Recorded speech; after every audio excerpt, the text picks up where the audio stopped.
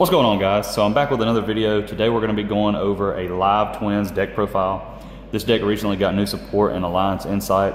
It got a new main deck monster and a new Link monster, which is actually a Link 1 that allows you to basically bridge into your Fiendsmith engine for free. So yeah, the deck's kind of broken. I would say it's in the top 5 best decks this format. It can play a lot of non-engine, and it can just play through a lot of hand traps, and it actually plays through Droll very easily, which is a big plus in this format, and one reason why I'll be playing the deck most likely for the foreseeable future. So let's get into the main deck. I'm going to talk about a few of the problems that I do see with the deck, but I think the positives are more important. So 3 of the main deck Kisakill. This is probably your best starter. And then you have 3 Frost. So Frost is actually good in this deck now because it's a Kisakill name, which is what you have to bridge into your Link 1 and then go into your Fiendsmith stuff. 2 Lila, main deck Lila, which is still a starter, and I keep going back and forth between 1, 2, and 3 because it is a 1-card starter. The problem is this deck's heavily normal summon dependent, and there are hands where if this is on your only push, then you're in a bad position because unfortunately the way the card was read on the Link 1, you can't use this to go into it. As with all the Live Twin monsters, you have to have specific names to do certain things, and it does get a little frustrating at times, but at the end of the day, it still is a 1-card starter, and if they stop it, you just hope that you have Frost in hand or something of that nature, because Frost can special summon if you control a Lila monster, so it really goes really well with this. Plus you're playing, you'll see the rest of it. Here's the new card out of Alliance Insight. It's a Lila Suite. So basically, if your opponent activates a card in response to one of your Live Twin monsters, you can basically negate the effect. So if they go Fua on the effective special from deck, then you just negate it.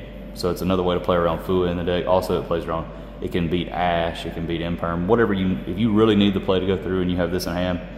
So there's an argument to play 3, but again, it's a terrible card to normal summon because it doesn't bridge into your broken Link 1 that I talk about. And plus then you limit the deck's ability to play non-engine, which I think in this format you have to make the sacrifice. So right now I'm only playing 2 Sunny Snitch and 1 Secret Password. In all honesty, this should be 3 Sunny Snitch because Sunny Snitch is just a better starter. Say you do get drolled on this one, you really don't care because you'll go for this, and then even if it gets stopped, you still combo and at least do Fiendsmith stuff. It's broken. I mean, oh, also I didn't mention on this card, when it's in your graveyard, which I'll show you all the combo later in the video, but when this card's in the graveyard and you control a Live Twin, let me make sure, I think it's a, yeah. No, you have to control a Kisakill specifically for this one, which works really well with the Link 1.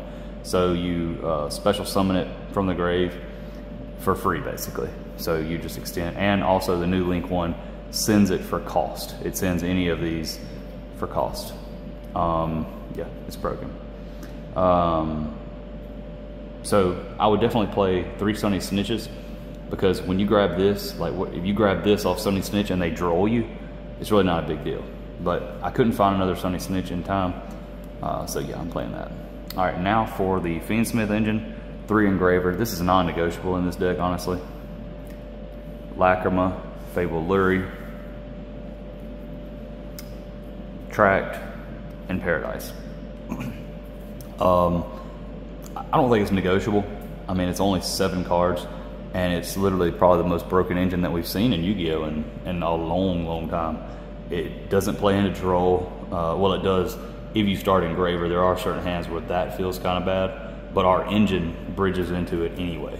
So that's it for our engine. I consider this all engine. So 7, 8, 9, 10, 11, 12, 13, 14, 15, 16, 17, 18, 19, 20. So that's 20 cards for our engine. Unfortunately, the Fiendsmith engine doesn't bridge into our Live Twins engine, which kind of sucks, but it'd be too broken if it did. And there might be a way to do it that I just haven't looked into, maybe with like Aerial Eater and Muckracker. But at the end of the day, you don't really need to do that. There's no point. For our non-engine, We're gonna be playing 3 Fua, non-negotiable this format. You have to play this card. It's too good, it's too broken. Droll and Lockbird, you have to play this card. I hate playing these 2 cards together because there's lots of hands where I draw both of them and I'm just like, you know, it's a weird situation. Because you really want the draws, but at the same time, if you let a lot of them just combo a little too much, even if they give you 2 or 3 draws, you're not gonna be able to break the board, especially with a deck like this. This deck's not great going second, playing into boards, but it's not terrible either. But it's not quite as good as, say, Malice or Mitsurugi. It depends on its non-engine. 3 Ash, non-negotiable. You have to beat the Charmies in this deck, or you will get destroyed because you don't have a plan under. You don't have a plan under the Charmies, unfortunately. My best bet would just say try to make Caesar, give him a couple draws, but even that doesn't feel that good, honestly. 2 Nibiru. This card's weird in this deck because your live twin monsters say, a lot of them say if you don't control other monsters, you can use these effects. So unfortunately, it does conflict, but Nib's too good in my opinion. It's really good.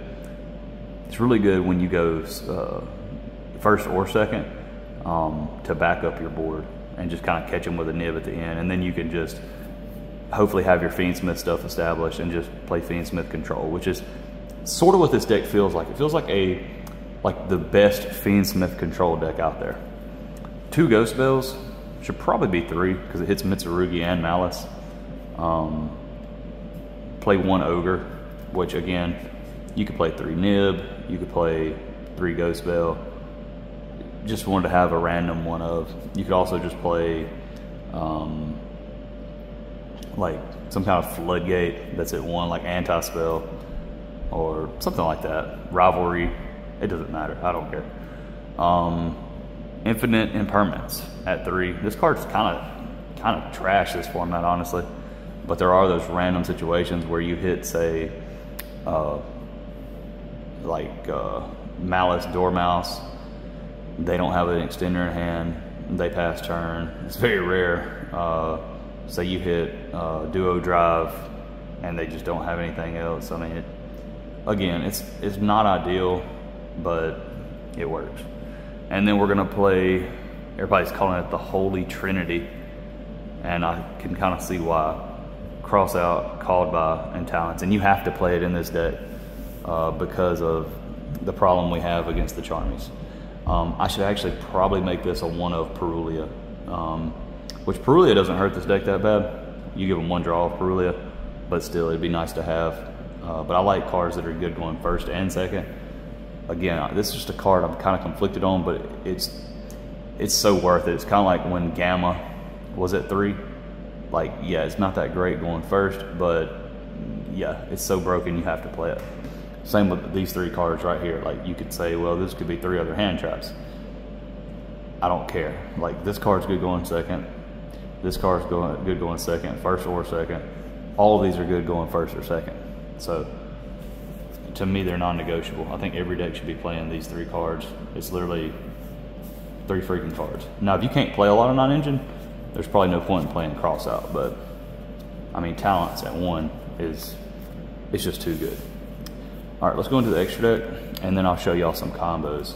I don't want this video to go on for like 5 hours, so let's get into it. Extra deck.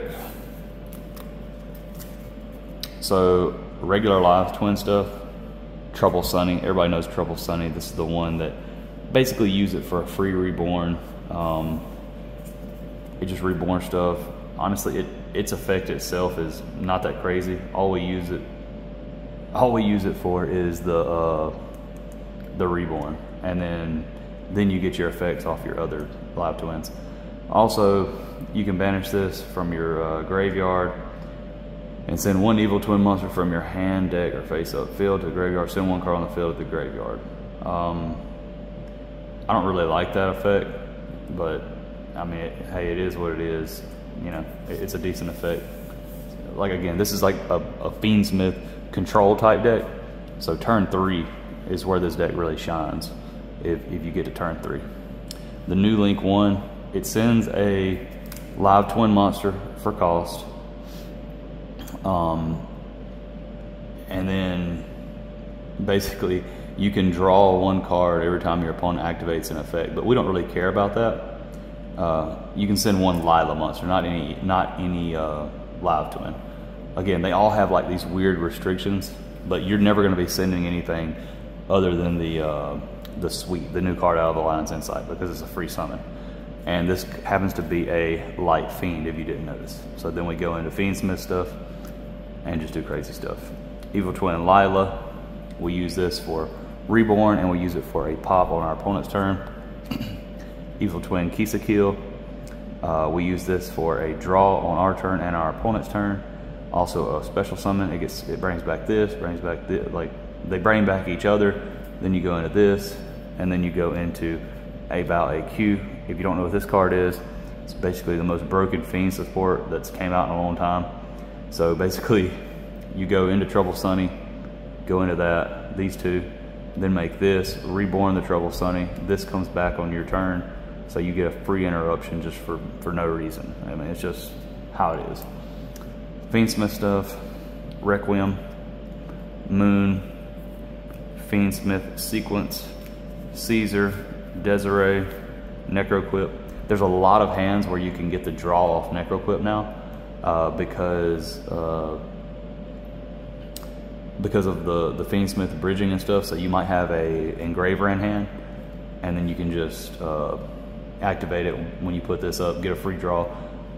All goes well, you're going to draw like 2 extra cards on your turn, and if they respond to one of these, you're going to get to draw anyway. Like if they try to ash this effect to draw, and this has already been established, then you're just going to draw again, because each time your opponent activates a card or effect in response to your Kisakil or Lila monster effect activation, draw 1 card.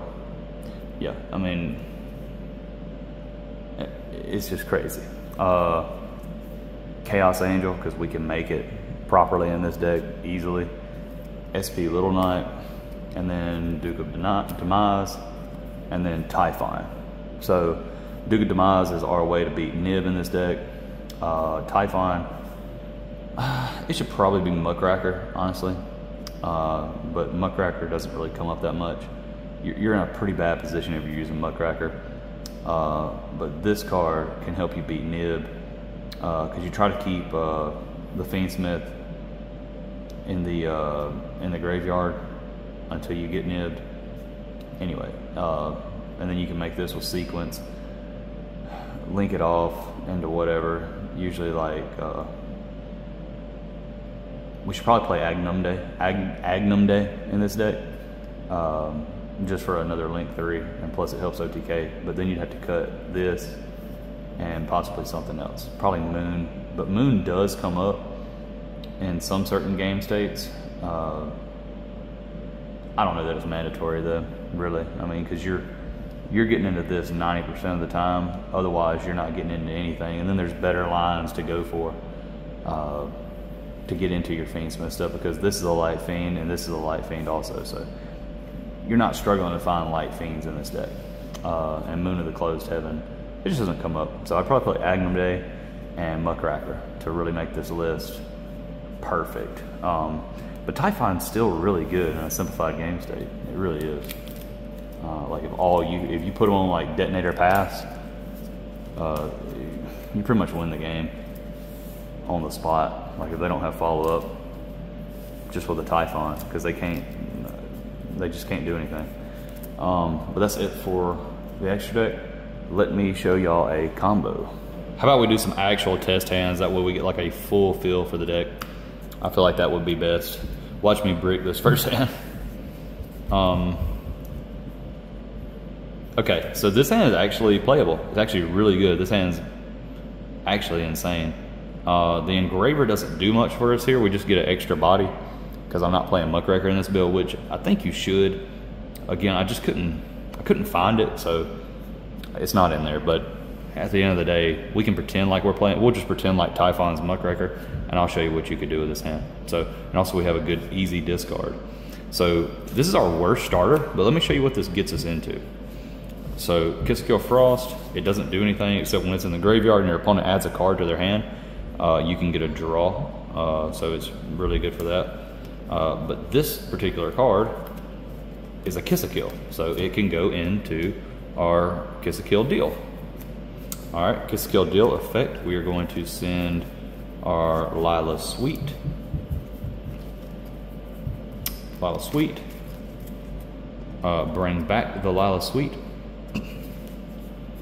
In this particular hand, we are going to have to use the engraver at some point, but I would keep it in hand just to, you know, bait any. I mean, just to make sure your opponent doesn't know everything at once. So we're going to go into our Requiem, and this is another reason.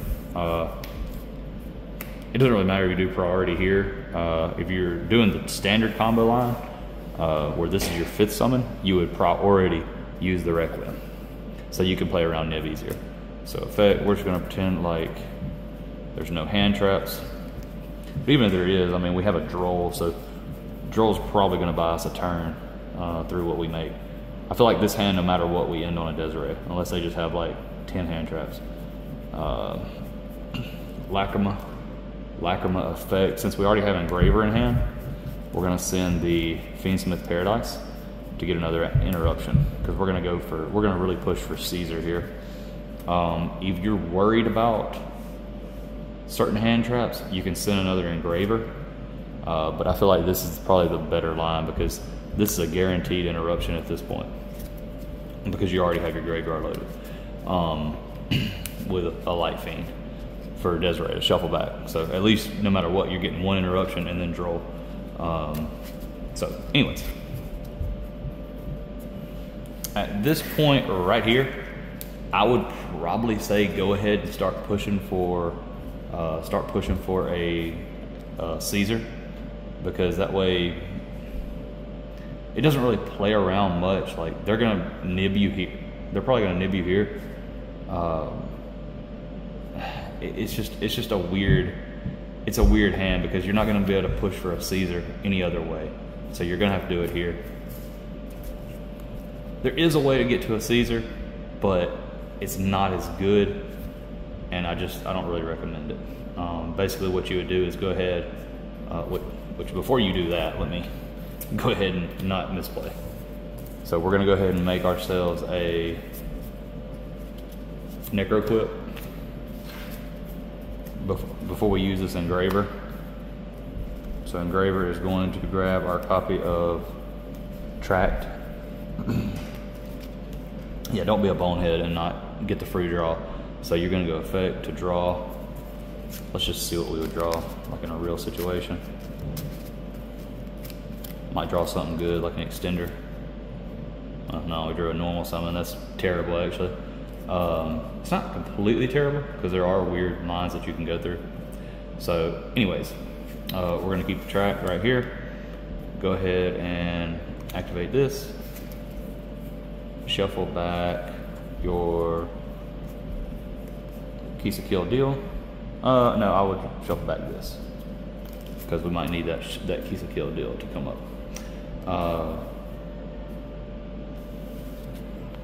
Bring this back. Go ahead and make our copy of Caesar. Make our copy of Caesar. All right, so now we need the extra body. We'll go Tract. And you'd have to sequence your plays a certain, like, you don't know what your opponent has. You know, people can talk about like playing around this hand trap, playing around that hand trap. I mean, right now you have so many hand traps in the format, you're not playing around anything. So effect, bring this back. So we control a Lila. So that means we can go into Evil Twin Lila. Effect of Lila to bring back a Kiss a Kill monster. Bring back this. You're typically always going to go into blue first. Now we go into pink, into Kiss a Kill. Extra deck Kiss a Kill. Effect, bring back this. Link. Go into Trouble Sunny. Trouble Sunny effect. We're going to bring back these. Get our draw. Get our draw. Let's see what we would draw. Impermanent. That's good. So we're +5 at this point. Okay. So what you can do right here,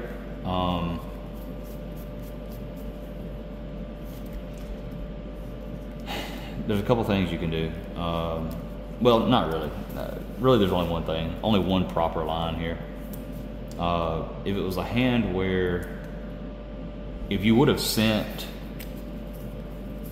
Engraver off of this, you could go into sequence. Where's that? Yeah, you could go into sequence. You could go into sequence and then make Desiree, so you didn't on Caesar plus Desiree, and then you would have like 2 hand traps to back it. That would probably be your best play here. But again, you would still, either way, you're gonna get the shuffle back off of that. So you have 1, 2, 3, and depending on your hand, like if you're sitting here with no hand traps, I would definitely go for the line where, you go into sequence, make Desiree, and then go into Agnum Day, and then you have follow up for the next turn and stuff. So, anyways, let's just go into A bow, discard, bring back Trouble Sunny. This way you get 2 pops. So whatever you think is more valuable, 2 pops or I mean, not 2 pops, a pop or an Omni-Negate. I mean, I don't know. And then you get more follow up this way. So banish that, discard your card. Their turn, I mean, on the end of your turn, it comes back. So either way, you know, just this hand right here, it could pivot a lot of different ways. So, plus you have Droll and Imperm. I think this is your best line in this format because you really want to have that ability to have follow up with your live twin stuff, because you don't want to like end up with nothing. And if they clear this board, you would have the Fiendsmith stuff. So even if they do manage to beat over everything, which if you play it right, this is going to come back. The only thing that really kills this board is droplets and like Dark Ruler, but nobody's playing that. So, you know, whatever. I mean, you would have 2 hand traps in this, Droll being one of them. It's going to be hard for any deck right now to play through this board with Droll being around. So, anyways, I would say that's a pretty good combo. Let's run one more test hand and just kind of see where we land. So there's a lot of hands where you can end on Caesar plus Desiree. This is basically what I'm getting at. But at that point, you're just kind of playing Fiendsmith control, which is kind of what this deck is in a way. It's just like the best Fiendsmith control deck. But we don't really want to dilute ourselves to that. And this one we also have this interruption. So when they special, you get to send off Desiree, which is pretty good to me. All right, let's shuffle it up again. I hate shuffling. My shuffling looks like crap. I'm not one of them clean shufflers. Some people look so nasty with it and natural. I've never been good at shuffling. Might be why I draw like shit. All right, okay, let's go ahead and draw a test hand. Watch us draw unplayable. Oh, this hand's broke. Like, this hand is, oh my gosh. Yeah. This hand is freaking so broken. Oh my god, let me just play this hand out just for the laughs. Normal summon keeps a kill. Let's say they Ash. Called by. I know this is a custom hand, but I just want to play it out for y'all. It's kind of comical. So, Ash. We don't have an Ash in hand, so normally I wouldn't even call by it just so I could keep my Ash. If I had an Ash in hand, I probably wouldn't even call by it because we still go into a super good combo. But we have talents, so we're gonna get the free body. This is another reason to play another Lila. But you could also play Treat. So keep that in mind. You could also play Treat, which isn't terrible. All right. So now you're gonna look at their hand. Say they have a Nibiru and that's it. So you're just gonna rip it. Whatever you don't want them to have, just rip it. Which they're never gonna ash. I mean, they could ash this, but whatever. We're just gonna say they ashed that. I don't care. We looked at their hand, we ripped Imperm out, whatever else they had, which they should have used Imperm first if they had it, but we're just making stuff up. It's all fun and games. So we're gonna go into Piece of Kill Deal. Effect, we're gonna send the Sweet. Sweet, come back. Go ahead and go into our Fiendsmith stuff. Or you rip their starter, like if that's all they have is a starter. And then you can stop if they top deck a starter. So just, depends on what knowledge that Talents gives us. Prio effect. Play around it, which they don't have nib because we ripped it out of their hand, but effect, we're gonna dump the Engraver. Gonna get greedy here. I say we don't get, not necessarily getting greedy here because we know they don't have anything in hand, so we can go ahead and actually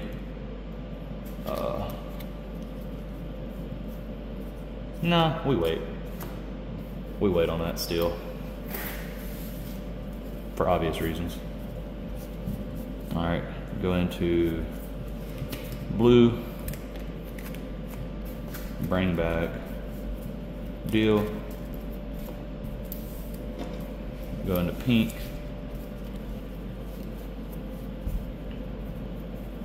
Pink effect, bring back blue. Link. Go into Trouble Sunny effect. Bring back blue and pink. Draw. Okay, that's a pretty good draw. It's a free body. But we don't really have to use it. But we can. That way we get the get it engraved for the draw. So now we go make Abao.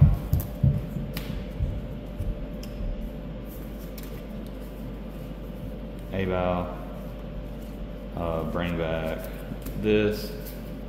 We would actually discard this. Not summon it, I'm sorry. Just so it's in the grave, so we get another draw on their turn. Then we go ahead and use our Requiem to equip to this. Go ahead and make our Necro equip. Necro equip.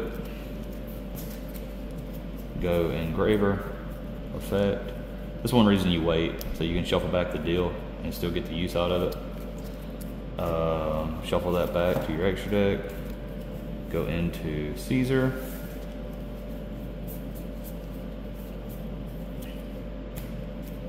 Go into our buddy Caesar. Theoretically on our opponent's turn we should get 2 draws. So let's just see kind of what that would be. It'd be nice if we actually drew a hand trap there, but we have a good chance to draw one anyway. So, all right, let's go in turn. This comes back. Keep in mind Ash is dead, so they're not going to Ash our draw. If we draw Ash, it's dead because of called by, but we're going to get the Desiree Sin because we're going to use Fiendsmith in Paradise. So let's say our opponent does something where they add a card to their hand. We'll use this effect, banish this card, draw a card. Not the best, but not the worst because we can negate. Now we have a negate if they try to negate that. All right, they do something, summon a body or something. We go ahead and Trouble Sunny, bring these two back, draw a pop, draw another card. Okay, so it'd be a hand trap. We have the Imperm set, we have Caesar, and then we have the A-Bow pop, which you could use the pop, or you could bring back Trouble Sunny for the next turn. It's just a big body. Either way, you see what I'm getting at. The deck's kind of good. It's kind of crazy. It interacts with hand traps really well, especially if they don't know where to hand trap you. That's kind of what this deck like lives off of, people interacting with the deck improperly. And then, so pretty much any hand gets you, that's the thing about this deck, pretty much any hand gets you to that same end board. And that's what's kind of crazy about it. And worst case scenario, worst case, and I mean like worst case, you just do Fiendsmith stuff, which is broken. You know how broken the Fiendsmith stuff is. But the way this deck's built, you're gonna typically see one engine, and each engine's gonna do something for you. But yeah, I mean, guys, that's it. I don't really have anything else for y'all. Thanks for watching. Be sure to like and subscribe, and we'll see you on the next one.